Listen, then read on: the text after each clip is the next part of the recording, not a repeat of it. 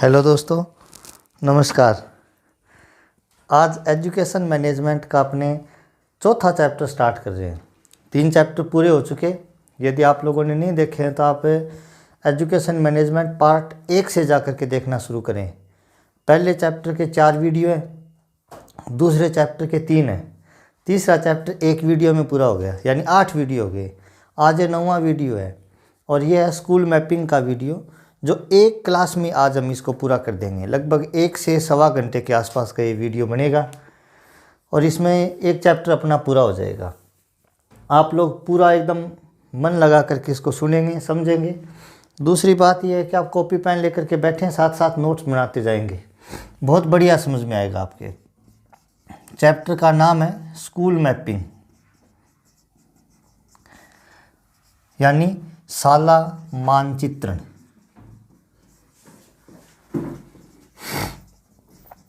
शाला मानचित्रण, इसी में एक छोटा सा पॉइंट और दिया हुआ है, सूक्ष्म नियोजन यानी माइक्रो प्लानिंग।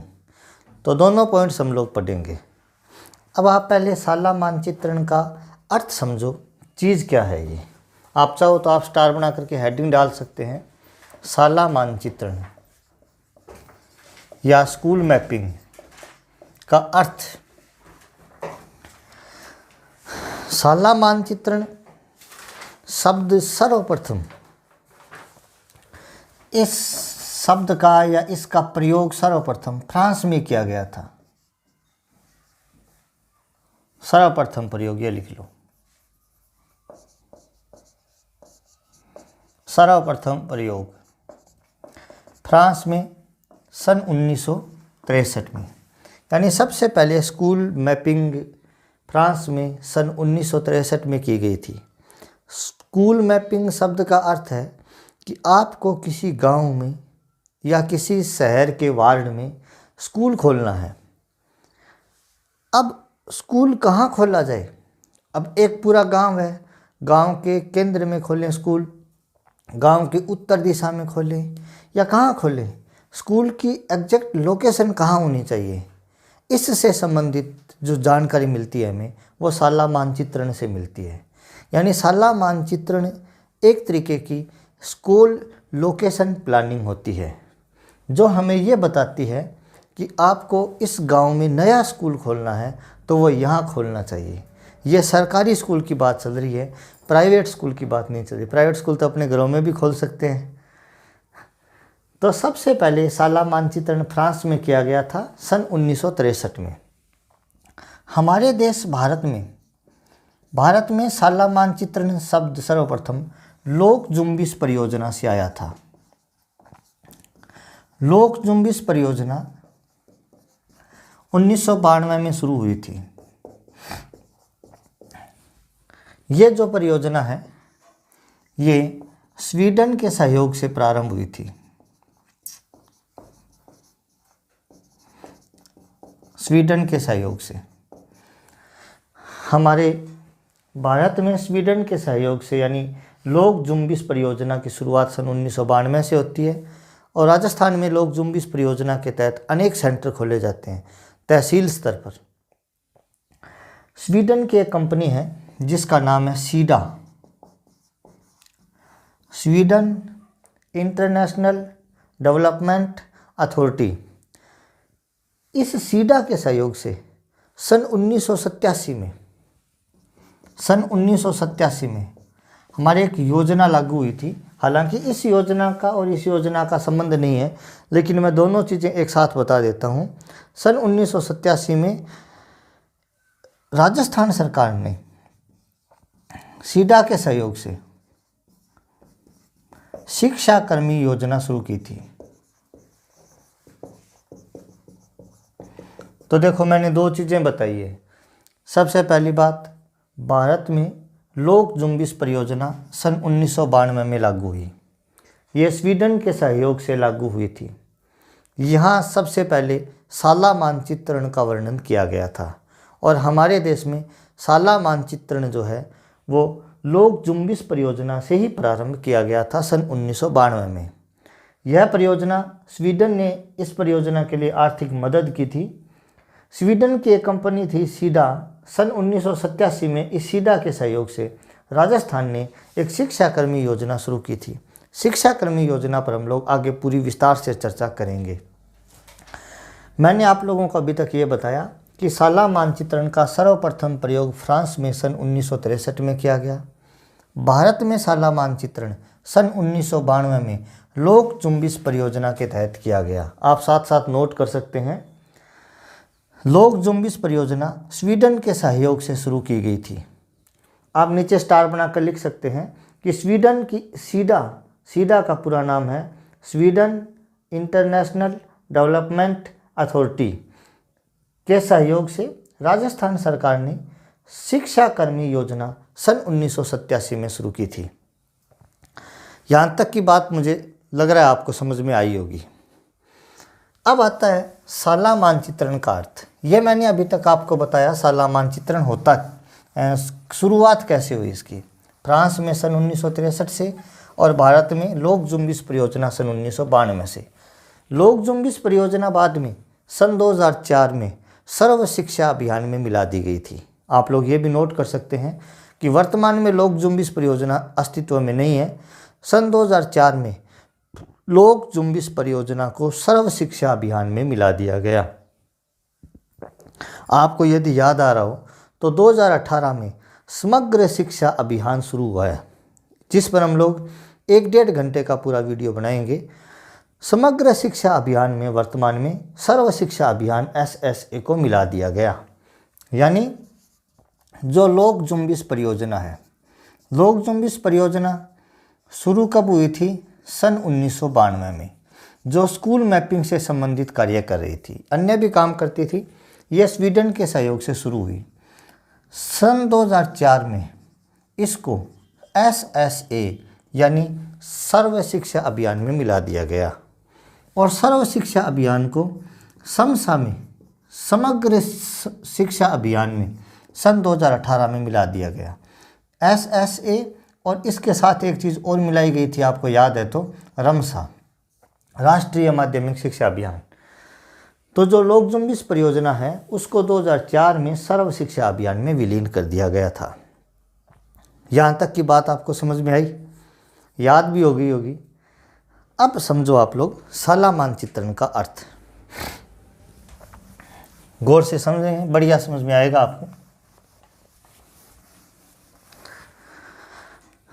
स्कूल मैपिंग या शाला मानचित्रण का मीनिंग क्या है? मीनिंग है स्कूल लोकेशन प्लान करना। ये स्कूल लोकेशन प्लानिंग है। इंग्लिश में इसको ऐसे बोल सकते हैं हम, स्कूल लोकेशन प्लानिंग, SLP।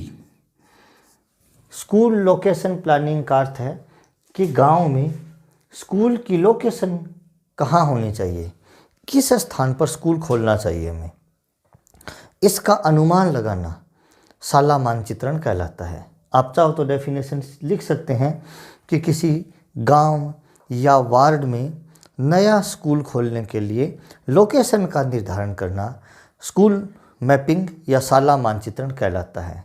नया स्कूल गांव में किस जगह खोला जाए, इस चीज़ का अनुमान लगाना।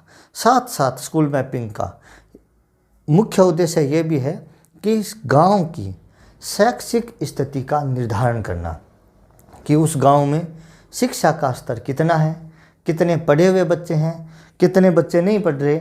इन सभी चीज़ों की जानकारी लेना भी स्कूल मैपिंग में आता है। तो स्कूल मैपिंग का अर्थ क्या हुआ? एक तो शैक्षिक स्थिति का निर्धारण करना, गांव में शैक्षिक स्थिति का निर्धारण करना। दूसरी बात, नया स्कूल खोलने की लोकेशन का पता करना, कहाँ खोला जाए गांव में। तीसरी बात, शैक्षिक असमानता को मिटाना। भी गाँव में आज भी शैक्षिक असमानताएं हैं, शैक्षिक असमानता को मिटाना। समझ गए आप लोग बात? नई बात यह भी लिख सकते हैं आप, स्कूल खोलने की लोकेशन या स्कूल को क्रमोन्नत करना। जो पहले से स्कूल है गांव में, मान लीजिए किसी गांव में 5वीं का स्कूल है, आज हम उसको 8वीं तक करना चाहते हैं, तो ये तो देखना पड़ेगा कि क्या उस गांव में 6ठी से 8वीं तक बच्चे हैं पर्याप्त। मान लीजिए किसी गांव में 6ठी क्लास में होने लायक बच्चे ही 2 हैं, तो क्या आप उस 5वीं क्लास के स्कूल को 8वीं तक क्रमोन्नत करेंगे? नहीं करेंगे, क्योंकि सरकार इतनी सुविधाएं नहीं दे पाएगी। तो इस प्रकार की जानकारियां लेना ही स्कूल मैपिंग या साला मानचित्रण कहलाता है। साला मानचित्रण का वर्णन कहाँ है? इसका वर्णन RTE 2009 की धारा 6 में साला मानचित्रण का वर्णन किया गया है। RTE 2009 पर तो हमारे 2-3 वीडियो बनेंगे। धारा 6 जो है, यहाँ 2 चीज़ों की जानकारी मिलेगी आपको। पहली, स्कूल भवन कैसा हो, स्कूल भवन की विशेषताएं। भाई आपने नया स्कूल खोला है, स्कूल सरकारी, तो सरकारी स्कूल का भवन कैसा होना चाहिए? सरकारी स्कूल का भवन कैसा होना चाहिए, उसकी क्या विशेषताएं होनी चाहिए, इस चीज़ों के बारे में जानकारी मिलेगी आपको धारा 6 में। 2 नंबर बात, धारा 6 में हमें साला मानचित्रण का वर्णन मिलेगा। तो आप लोग इस बात को भी याद रखेंगे तो आपको समझ में आया होगा स्कूल मैपिंग क्या है, साला मानचित्रण क्या चीज़ है। साला मानचित्रण का इतना सा अर्थ है कि हमें गांव में नया स्कूल खोलना है, नया स्कूल कहाँ खोला जाए उसकी जगह निर्धारित करना। 2 नंबर बात, गांव में शिक्षा का स्तर क्या है, शैक्षिक स्तर कहाँ तक का है, इस बात की जानकारी प्राप्त करना। तीसरी बात, स्कूल में कोई गांव में पहले से कोई स्कूल है उसको क्रमोन्नत करना, और गांव में जो शैक्षिक असमानताएं हैं उनको ख़त्म करना। गाँवों में क्या होता है, लड़के लड़कियों में बहुत ज़्यादा भेद किया जाता है, उसको समाप्त करना। ये बातें स्कूल मैपिंग की परिभाषा में आती है। स्कूल मैपिंग का वर्णन RTE 2009 की धारा 6 में किया गया है। क्लियर? ठीक है, अब आगे देखो, आप इनको नोट कर लो। आप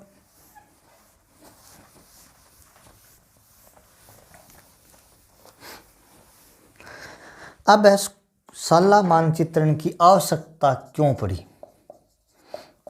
साला मानचित्रण की आवश्यकता, या आप उद्देश्य कह सकते हैं, महत्व कह सकते हैं साला मानचित्रण के। यहाँ से क्वेश्चन 2 प्रकार के बनेंगे। पहला क्वेश्चन, साला मानचित्रण का मुख्य उद्देश्य क्या है? तो साला मानचित्रण का मुख्य उद्देश्य है शैक्षिक असमानताओं को समाप्त करना। मुख्य उद्देश्य शैक्षिक असमानता मिटाना, ये तो मुख्य उद्देश्य। इसके अलावा 6 से 14 वर्ष के बालकों को शिक्षा से जोड़ना, या और बहुत सारे हो सकते हैं। नया स्कूल खोलने की लोकेशन का पता करना, खोलने की लोकेशन निर्धारित करना, ये बहुत सारी जानकारियाँ आप लोग लिख सकते हैं। आप लिख सकते हैं कि वंचित वर्ग को शिक्षा से जोड़ना,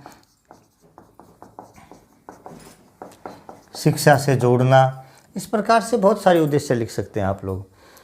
आप लिख सकते हैं स्कूल में नामांकन ठहराव सुनिश्चित करना। नामांकन और ठहराव का अर्थ क्या है?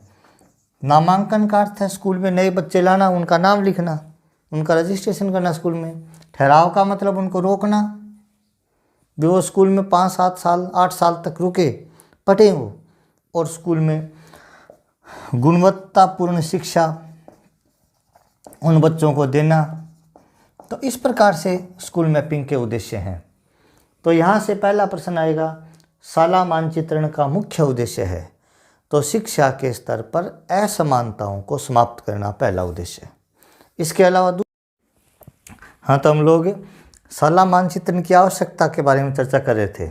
आप लोगों ने देखा साला मानचित्रण की आवश्यकता में, भाई साला मानचित्रण के लिए लोकेशन निर्धारित करना, 6 से 14 वर्ष के बालकों का नामांकन ठहराव सुनिश्चित करना, या नामांकन में वृद्धि करना, वंचित बालकों को शिक्षा से जोड़ना, शैक्षिक स्थिति की समीक्षा करना, शिक्षा के क्षेत्र में समाज में असमानता को समाप्त करना, इस प्रकार की बातें हम लोग पढ़ रहे थे। अब आगे देखो आप, शाला मानचित्रण के चरण।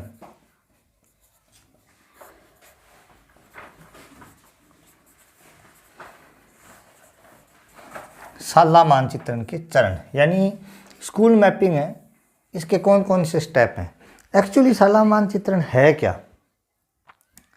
शाला मानचित्रण और कुछ नहीं है, एक गांव का नक्शा बनाया जाता है, इसमें मैप बनाया जाता है, जिसमें यह दर्शाया जाता है, मान लीजिए गांव के स्कूल हैं, कहीं पर मंदिर है, कहीं पर कुआं है, कहीं पे कोई नल है, कहीं पे कुछ है, ये चीज़ें दर्शाई जाती है।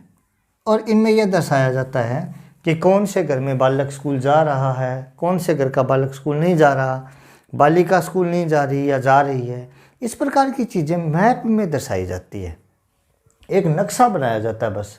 अब इस नक्शे को हम एक बार में, एक नज़र में देख करके ये पता लगा सकते हैं कि गांव की शैक्षिक स्थिति कैसी है, क्योंकि हमने हर घर के एक विशेष संकेत बनाए हुए हैं।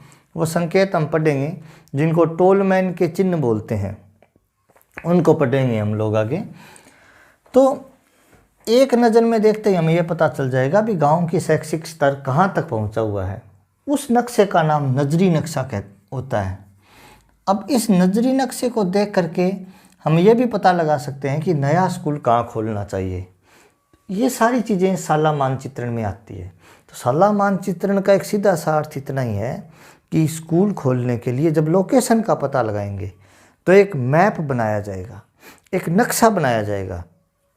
उस नक्शे में एक परिवार दर्शा दिया, जैसे मान लीजिए ये घर का चिन्ह है परिवार, और यहाँ पर हमने एक ब्लू कलर की बाउंड्री बना दी ऐसे। तो इस ब्लू कलर की बाउंड्री का अर्थ ये हो गया कि इस घर में बालिका ऐसी है जो स्कूल नहीं जा रही, मैं वो चिन्ह आपको बताऊंगा। इस प्रकार से सारे पूरे घरों को इस प्रकार से दर्शा दिया जाता है नजरी नक्शे में। यह नक्शा क्या करेगा, पूरी स्थिति देखने के काम आएगा।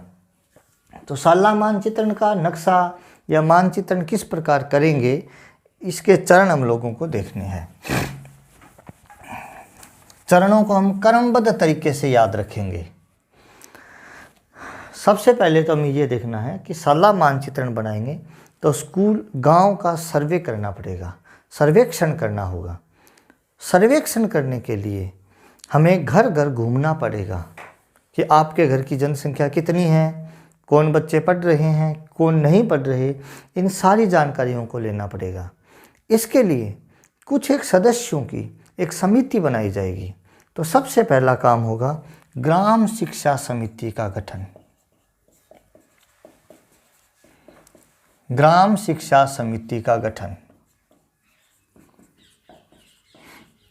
ग्राम शिक्षा समिति क्या होगी, इस समिति में सरकार के द्वारा भेजे गए कुछ प्रतिनिधि, जिनमें अध्यापक हो सकते हैं या कोई अन्य व्यक्ति भी हो सकता है, आप इनको जनप्रतिनिधि बोल सकते हैं, जो सरकार के द्वारा भेजे गए हैं।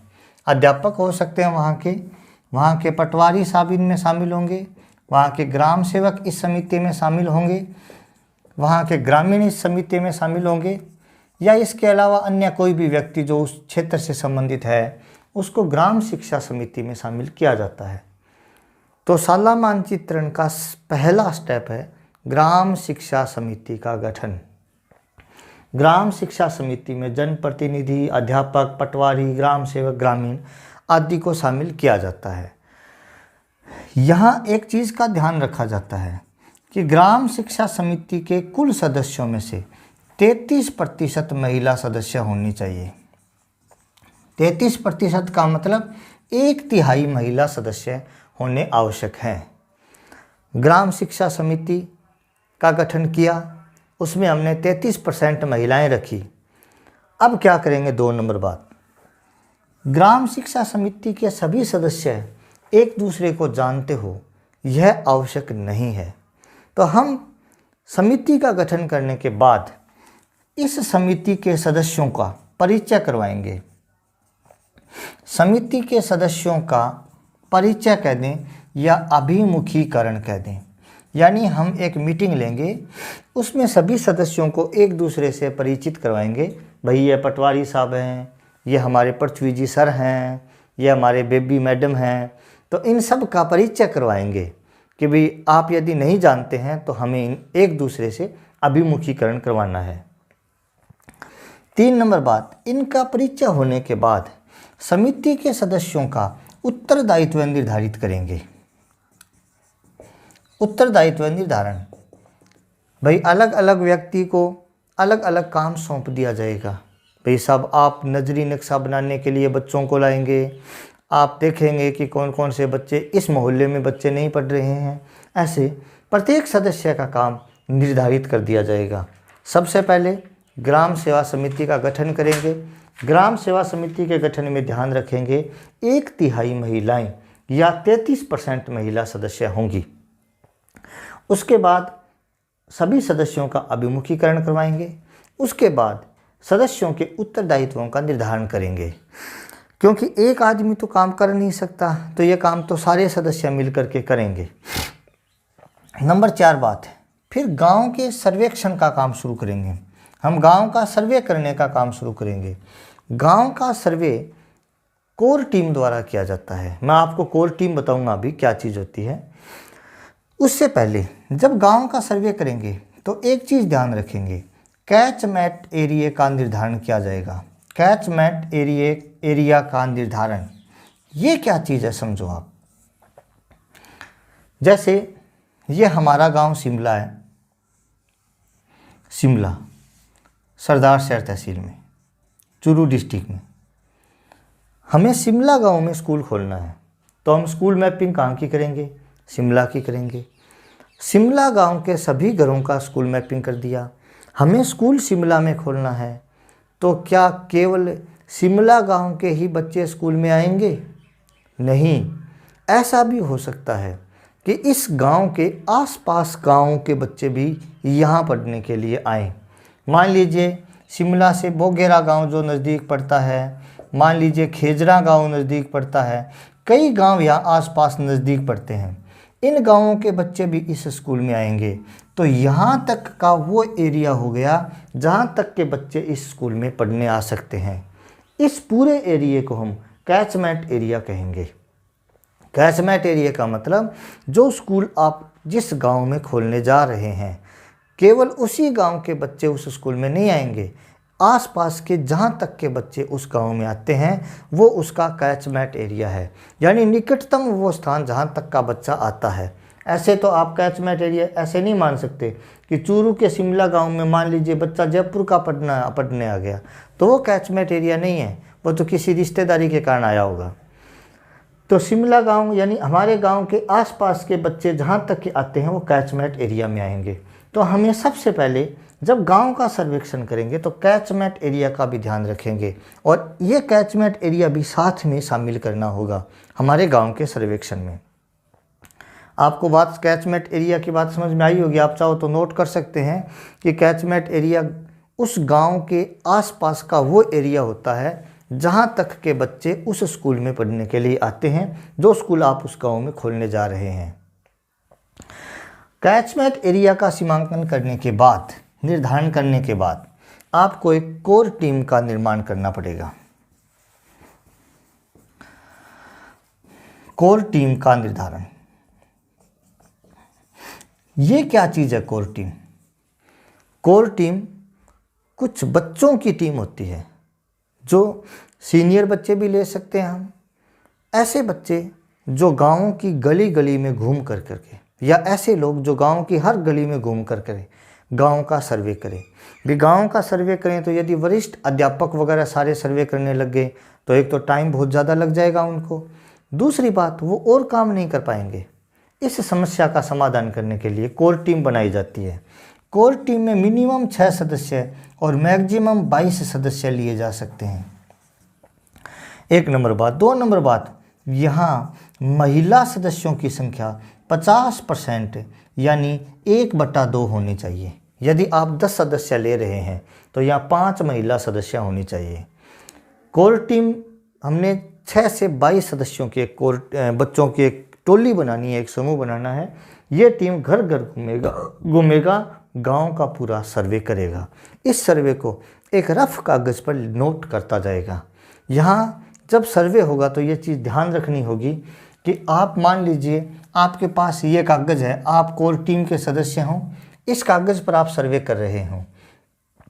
इस कागज़ पर आपने 1 नंबर परिवार यहाँ लिखा, ये 1 नंबर परिवार है।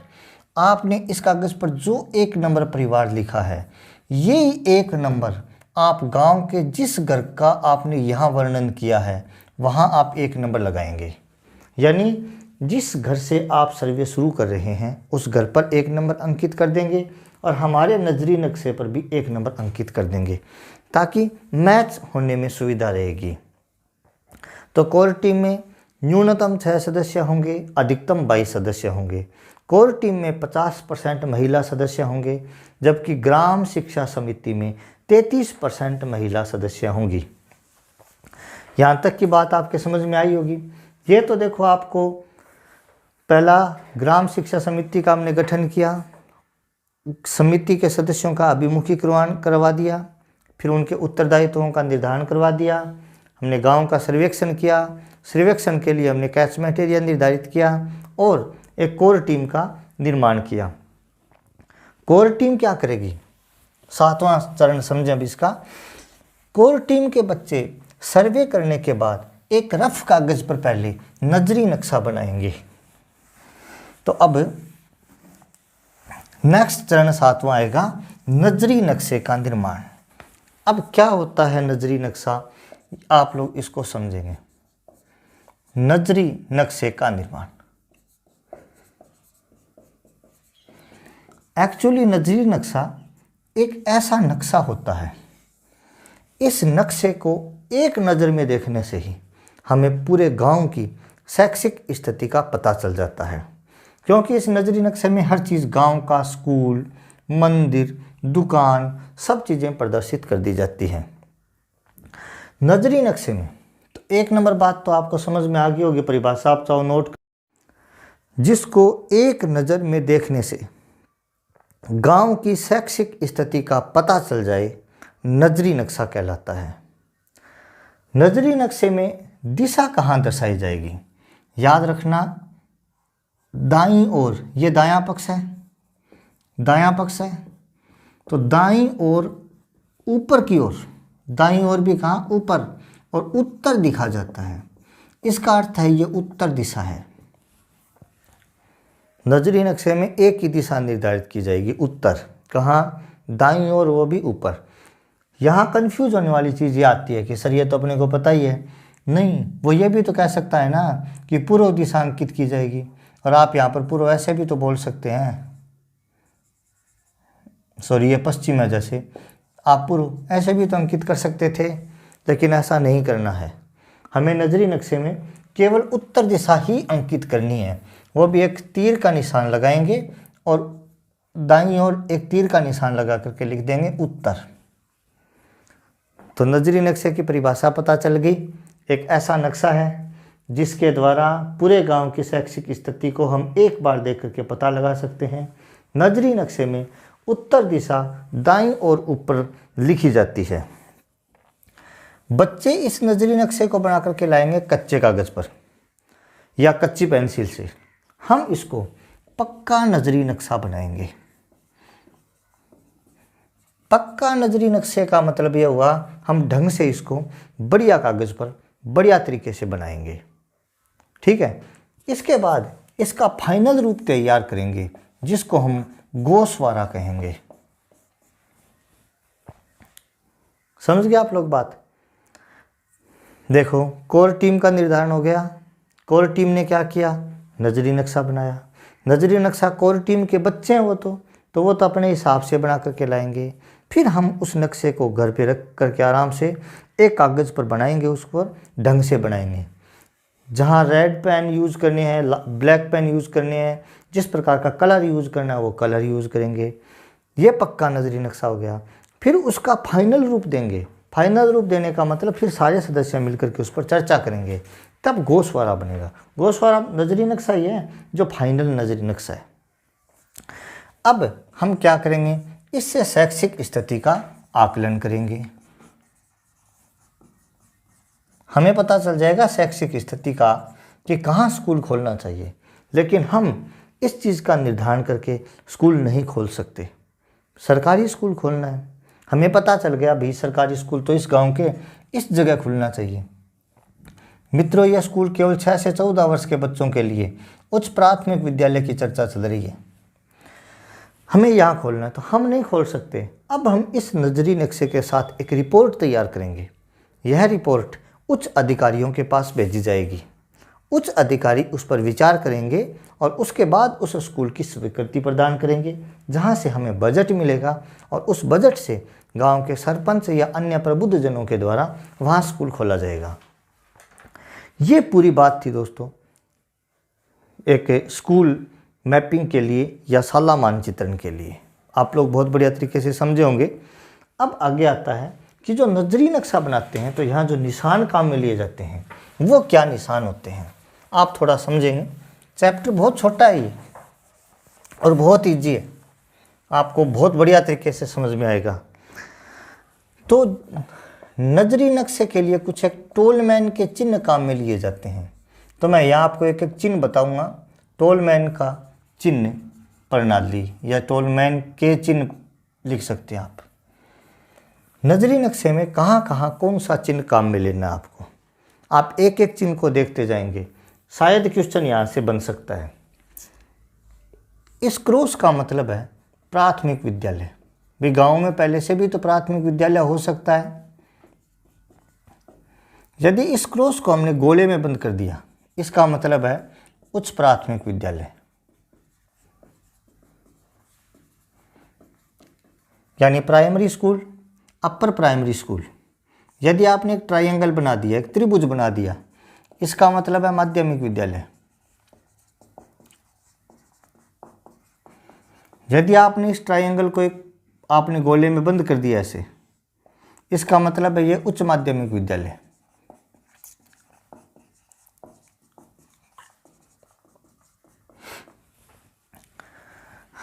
यदि आपने एक क्रॉस बनाया, एक इस प्रकार की लाइन खींच दी, तो ये अनौपचारिक केंद्र है गांव का। अनौपचारिक केंद्र, वो भी प्राथमिक शिक्षा के लिए, प्राथमिक शिक्षा के लिए। यदि आपने एक गोला बनाया और इस प्रकार से एक चिन्ह बना दिया, ये भी अनौपचारिक केंद्र ही है, अनौपचारिक केंद्र, लेकिन ये उच्च प्राथमिक शिक्षा के लिए। यदि आप लोग औपचारिक और अनौपचारिक नहीं जानते तो मैं आपको बता देता हूँ। स्कूलों में औपचारिक शिक्षा होती है, जहाँ पर एक फिक्स टाइम टेबल होता है, बच्चों को एक निश्चित सीटिंग व्यवस्था के साथ एक निश्चित समय अंतराल के साथ वहाँ पढ़ना पड़ता है। लेकिन अनौपचारिक केंद्र का कोई फिक्स टाइम टेबल नहीं होता। यहाँ साक्षरता केंद्र तो नहीं कह सकते इनको, लेकिन ये प्रौढ़ शिक्षा केंद्र हो सकते हैं, जहाँ बड़े लोग पढ़ते हैं, उनको पढ़ाया जाता है। तो उनका कोई फिक्स टाइम टेबल नहीं बनाया जा सकता, क्योंकि वो घर का काम करते हैं, बाद में वो अनौपचारिक शिक्षा केंद्रों पर पढ़ने आ सकते हैं। यहाँ तक की बात समझ में आई आपकी। अब एक स्टार बना सकते हैं हम लोग। इस स्टार का मतलब है आंगनवाड़ी केंद्र। आंगनवाड़ी केंद्र बोल सकते हैं, या बालवाड़ी जो होती है वो बालवाड़ी। अब देखो 4 प्रकार के निशान, एक बार आप चाहो तो इसको नोट कर लो आप वीडियो पॉज करके, क्योंकि ये 20-25 एक निशान बनेंगे।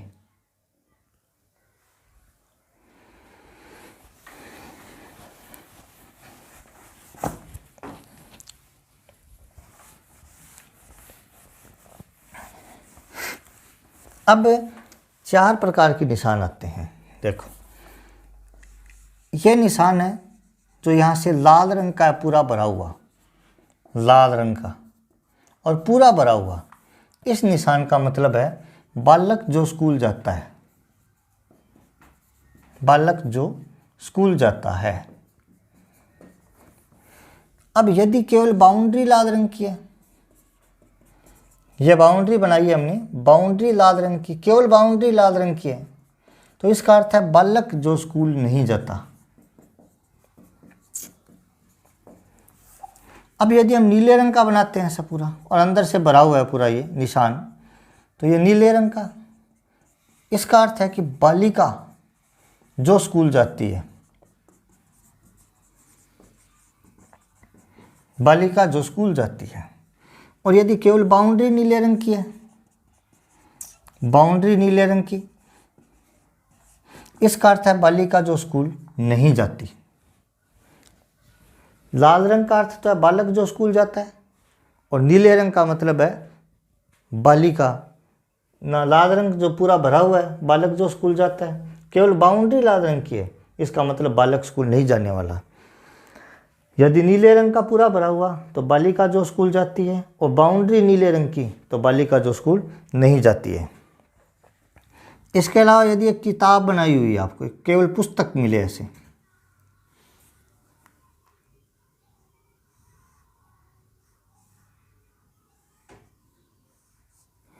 एक किताब, आप लोग थोड़ी ढंग से बना लेना इसको। इस प्रकार से यदि किताब मिले तो इस पुस्तक का मतलब है उत्तर साक्षरता केंद्र, उत्तर साक्षरता केंद्र। यह भी आप लोग नोट कर लो। अब इस प्रकार का निशान मिले, दो गोला अंदर जो नीले रंग के हो, ब्लू, इसका अर्थ है कुआं या बावड़ी, जो भी गांव का जल स्रोत है, क्योंकि पानी का रंग नीला ही माना जाता है ना, इससे आप याद रख सकते हैं इसको। कोई घर या परिवार प्रदर्शित करने के लिए इस प्रकार की लाइनिंग खींचेंगे, ये परिवार को प्रदर्शित कर रहा है, ठीक है। तो ये आप एक बार नोट कर लो, वीडियो पॉज करके नोट करते रहना।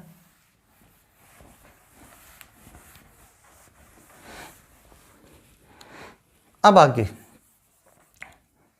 इस प्रकार से निशान हो जो नीले रंग के हो, इसका मतलब है गांव का तालाब। तालाब और कुएं में अंतर होता है ना। यदि कोई नलकूप बनाया हुआ वैसे,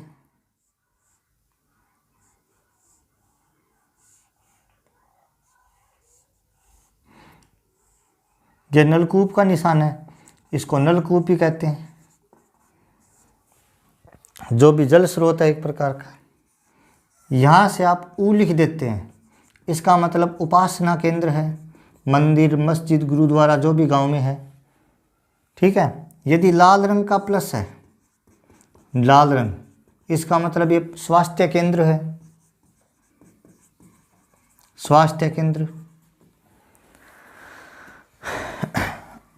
पुलिस चौकी है यदि गांव में या जिस वार्ड में, तो इस प्रकार का निशान आएगा, ये पुलिस चौकी का निशान है। ये टोलमैन ने बताए थे। यदि आप यहाँ पै लिख देते हैं तो ये पटवार भवन है, हमारे घर के सामने है जैसे पटवार भवन, तो इसका ये चिन्ह होगा। यदि आप पै पर ऐसे बना देते हैं तो ये पंचायत भवन है, पंचायत भवन है, इसको भी आप ऐसे बंद कर सकते हैं, पंचायत भवन। आप यदि ऐसे लिख करके दू लिख देते हैं, इसका मतलब है ये दुग्ध समिति है, जो दूध डेयरी मान सकते हैं आप हमारे गांव की, ठीक है। यहाँ तक एक बार नोट करो।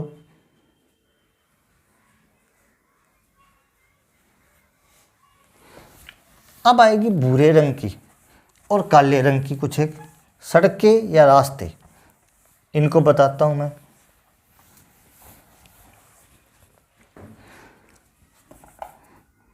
देखो ये एक भूरे रंग का पूरा भरा हुआ है अंदर से, भूरा रंग,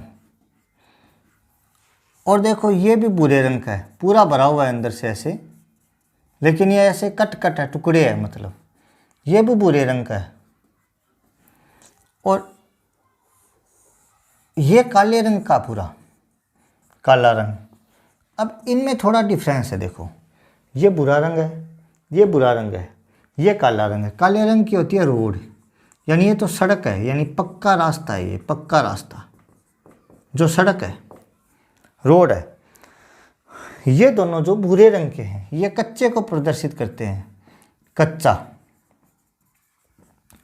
कच्चा, अब देखो गांव में एक कच्ची सड़क होती है, एक कच्चा रास्ता होता है, तो ये तो एक कच्ची सड़क है। सड़क का मतलब क्या हुआ, पूरा रास्ता है। मंडी है कोई छोटी मोटी जहाँ से जा सकते हैं हम लोग, ठीक है। गांव में यदि कोई पानी का नाला बह रहा है पानी का, तो ये नाला है जो नीले रंग का है, नीला नाला है, क्योंकि पानी है ना ये, तो नीले रंग से प्रदर्शित करेंगे हम लोग। यदि बैंक है गांव में, हमारे घर के सामने भी बैंक है, क्योंकि पटवार भवन और बैंक ये सारे पास पास ही हैं, तो इस प्रकार से गुल्लक सा बना रहेगा। गुल्लक होता है ना जिसमें हम लोग पैसे डालते हैं, ये गुल्लक है, ये बैंक का निशान है। जो डाकघर होता है, डाकघर के लिए इस प्रकार से निशान मिलेगा आपको, वो जो अपने डाकघर में डालते थे ना, वो ये डाकघर है, लेटर डालने वाला ये वो है। यदि कोई रेलवे फाटक है गांव में, तो इस प्रकार का निशान होगा रेलवे फाटक का। तो ये कुछ एक चिन्ह है, इनको आप लोगों को याद ही करने पड़ेंगे, तो एक दो बार आप इनको पढ़ेंगे तो आपको याद हो जाएगा। आप नोट कर लो इनको। तो ये तो था साला मानचित्रण। अब इस चैप्टर में एक छोटा सा पॉइंट और है, माइक्रो प्लानिंग, सूक्ष्म नियोजन। थोड़ा सा मैं इस पर और चर्चा कर देता हूँ, उसके बाद ये चैप्टर पूरा हो जाएगा। सूक्ष्म नियोजन, माइक्रो प्लानिंग। शिक्षा के क्षेत्र में सूक्ष्म नियोजन का क्या अर्थ है? हमने सबसे पहले गांव की स्कूल मैपिंग की, साला मानचित्रण किया।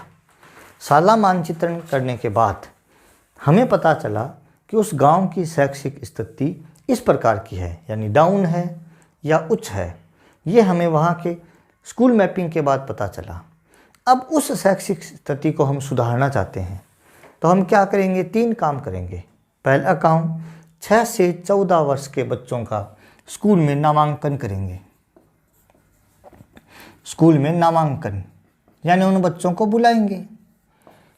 नामांकन करने के बाद उनका ठहराव सुनिश्चित करेंगे। भाई बच्चे का नाम लिखा है, हमने बुलाया है, तो वो बच्चा 8वीं क्लास तक स्कूल में रुकना चाहिए। हम उसको रोकने का प्रयास करेंगे। रोकने के बाद उसको गुणवत्तापूर्ण शिक्षा देंगे। गुणवत्तापूर्ण शिक्षा देंगे। इन तीनों चीज़ों का नियोजन, इन तीनों चीज़ों की प्लानिंग ही सूक्ष्म नियोजन कहलाता है। सूक्ष्म नियोजन का क्या अर्थ है? कि गांव में या वार्ड में 6 से 14 वर्ष के बालकों का विद्यालय में नामांकन करना, उनका ठहराव करवाना, उन्हें गुणवत्तापूर्ण शिक्षा देना, इन सब का प्लानिंग करना ही सूक्ष्म नियोजन कहलाता है। सूक्ष्म नियोजन 6 से 14 वर्ष के बालकों के लिए किया जाता है और इसके 3 उद्देश्य हैं। मुख्य 3 उद्देश्य कौन कौन से? पहला, बच्चों का नामांकन करना। दूसरा, ठहराव करना बच्चों का, उन्हें रोकना। और तीसरा, बच्चों को गुणवत्तापूर्ण शिक्षा देना। यह है सूक्ष्म नियोजन की बात। अब आप बच्चों का नामांकन करना चाहते हैं, तो नामांकन करने के लिए क्या करेंगे? तो नामांकन के लिए पहला प्रयास यदि हम लोग कहें तो हम प्रवेश उत्सव मनाएंगे। प्रवेश उत्सव का अर्थ क्या है? हम स्कूल में बढ़िया तरीके से एक प्रोग्राम करेंगे। इस प्रवेश उत्सव का आयोजन कब करेंगे? तो आप सोच रहे होंगे कि सर जुलाई में करेंगे। नहीं, प्रवेश उत्सव की तारीख शिक्षा विभाग द्वारा निर्धारित की जाएगी। शिक्षा विभाग द्वारा निर्धारित। वास्तव में तो 2 या 3 प्रवेश उत्सव मना सकते हैं आप, लेकिन प्रथम प्रवेश उत्सव महत्वपूर्ण होगा। मैं यहाँ प्रथम लिख देता हूँ।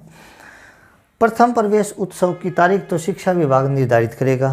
प्राय ये जुलाई में ही होती है या जून के एंडिंग में होती है। सुबह सुबह पूरे गांव में प्रभात फेरी निकाली जाएगी। वहाँ के ग्रामीणों से मिलकर के, ग्राम शिक्षा समिति से मिलकर के ये देखा जाएगा कि किस किस घरों के बच्चे स्कूलों में नहीं आ रहे हैं उन्हें स्कूल में बुला करके उन्हें प्रमोट किया जाएगा, उनका तिलक लगाया जाएगा, स्कूल में उनका स्वागत किया जाएगा। यदि बच्चे छोटे हैं तो उन्हें टॉफ़ी वगैरह दे करके उन्हें स्कूल की ओर आकर्षित किया जाएगा। इस प्रकार से नामांकन किया जाएगा। ये प्रथम प्रवेश उत्सव होगा। यहाँ से प्रश्न इतना ही बनेगा कि इसकी तारीख होती है ऑप्शन ए जुलाई में, बी जून में, तो प्रथम प्रवेश उत्सव कब मनाया जाएगा, इसकी तारीख शिक्षा विभाग निर्धारित करेगा। अब क्या हुआ, हमने प्रथम प्रवेश उत्सव मनाया, फिर भी कुछ बच्चे गांव के जो हैं वो स्कूल में नामांकित नहीं हुए, तो हम द्वितीय प्रवेश उत्सव मनाएंगे। इसकी तारीख विभाग निर्धारित नहीं करेगा, इसकी तारीख या दिनांक हमारे द्वारा निर्धारित होगी, लेकिन एक निर्धारित तिथि होगी। एक निर्धारित तिथि या निर्धारित दिनांक को द्वितीय प्रवेश उत्सव मनाया जाएगा।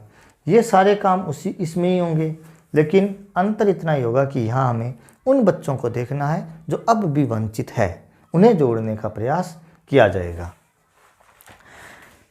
ये सारा मैटर सूक्ष्म नियोजन में है। आपके समझ में आया? अब एक छोटा सा प्रश्न और बनता है कि स्कूल मैपिंग जो है, मान लो प्रश्न आ ही जाए कि स्कूल मैपिंग या शाला मानचित्रण है, किस प्रकार किस स्तर का है, तो आप लोग स्टार बना करके लिख सकते हैं कि स्कूल मानचित्रण या शाला मानचित्रण है, ये विकेंद्रित स्तर का कार्य है। यानी ये न तो राज्य स्तर का है, न ये अकेली केंद्र सरकार का है, न ये किसी ग्राम पंचायत समिति का है, ये विकेंद्रित है। ठीक है, तो ये था स्कूल मैपिंग। एक चैप्टर हमारा पूरा हो गया इस एक वीडियो में। आपने नोट्स बनाए होंगे साथ साथ, आपको चैप्टर बहुत बढ़िया लगा होगा, मुझे पता है ये तो।